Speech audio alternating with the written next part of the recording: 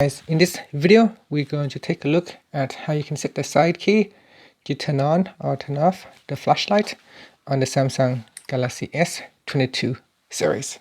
So first, let's go back to your home screen by tapping on the home button at the bottom of the screen, and then at the top here swipe down and tap on the settings icon. In settings, go down and tap on advanced features. Next, we go down and tap on side key, and then you want to turn on double press. Next, tap on open app, so select open app, and on the right hand side tap on the settings icon. In here you want to go down and choose flashlight. So if your phone has been set to something else, you want to select flashlight. After that, tap on the home button to go back to the home screen.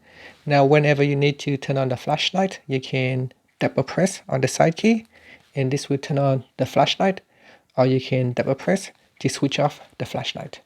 And that's it. Thank you for watching this video. Please subscribe to my channel for more videos.